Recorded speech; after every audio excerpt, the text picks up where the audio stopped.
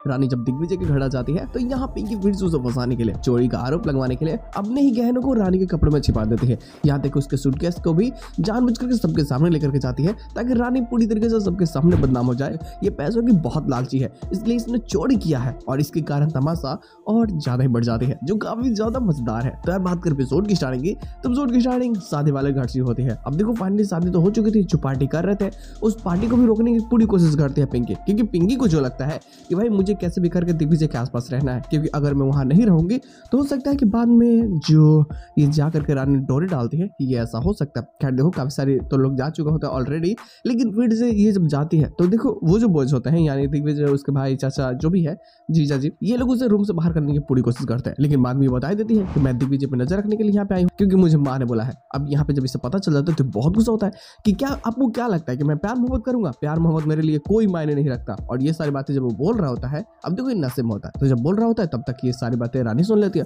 और उसे बहुत बुरा लगता है। खैर अपने कमरे में चली जाती है और इसी बारे में सोचने लगती है कि आखिर चल क्या रहा है, मतलब इसके पास्ट लाइफ में ऐसा क्या हुआ है जो इतनी बुरी तरीके से टूट चुका है। पहले तो ये हाथों को दीवार पे मारना, सिर को दीवार पे मारना, और एकाएक से अभी मतलब शादी प्यार मोहब्बत को लेकर के ऐसी बात, और ये यही चीजें सोचने लगती है। ये बहुत परेशान होती है। तब तक तो दिग्विजय खुद यहाँ आ जाता है और कुछ चीजें बताने की भी कोशिश करता है, तो वो तो नशे की हालत में होता है। तो इस कारण रानी उसे जल्दी से सोचती है कि तुम कमरे से बाहर चले जाओ। खैर वो बता देता है कि देखो तुम जो अपने सपने को पूरा करने की कोशिश कर रही हो पूरा कर सकते हो, इसमें कोई दो राय नहीं है, लेकिन एक बात याद रखना कि आगे जाकर के मुसीबतें तुम्हारे ऊपर ही टूटने वाली है। और ये बोलकर के वो चला जाता है। सुबह होते ही विदाई हो जाती है दिगू की। खैर लोग घर चले जाते हैं, वहां रानी भी साथ में जाती है और यहाँ उसका पूरा पीछा पिंकी करती है।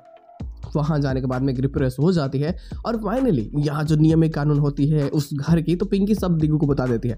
दिगू भी बहुत खुश होती है कि चलो यार मैं तो मान लूंगी, मेरा इतना टेंशन है नहीं। रानी के ऊपर भी कई सारे मतलब थोड़े से टोंट मारे जाते हैं, खास करके कि देखो यार अगर तुम इस घर में मुंह फट्टू बनकर रहोगे तो तुम्हारा कुछ इज्जत मिलने वाला है नहीं। तो इस घर में अगर इज्जत चाहती तो तुम्हें सबको अपना इज्जत देना होगा, मतलब रिस्पेक्ट, दूसरा कुछ नहीं।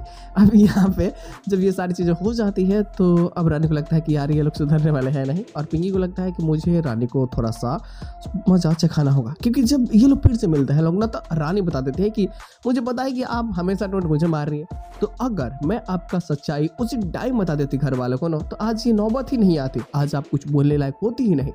तो सोचते पिंकी कि अच्छा ये बात है, अब मैं तुम्हें दिखाती हूँ कि मैं क्या चीज़ हूँ। और वो क्या करते हैं कि अपने गहने जो कान के, नाक के, कुछ हीरे, वो सभी रानी के सूटकेस में चुरा देती है, ताकि रानी की जब छानबीन होगी तो वो पकड़ी जाएगी और यहाँ जब सच्चाई पता चल जाएगा तो इसे घर से निकाल दे जाएगा। तो ये सारी चीज़ें कर देती है वो और पूरी हो हल्ला कर देती है कि मेरा सामान चोरी हो चुका है और ये सब रानी ने चोरी किया है। उसे पता नहीं होता कि रानी इससे कहीं ज्यादा अमीर है, तो वाला चोरी क्यों करेंगे और ये छोटे छोटे गहनों की।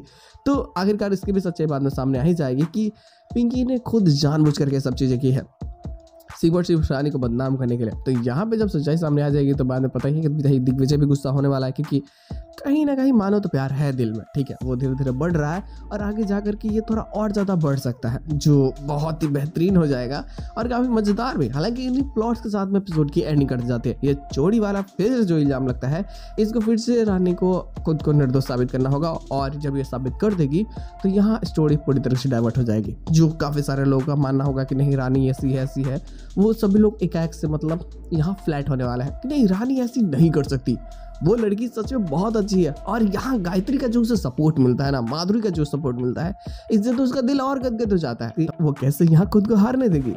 चीजें मजेदार होगी और बेहतरीन में तो बवाल होगा। हालांकि इसके साथ एपिसोड की एंडिंग कर जाती है।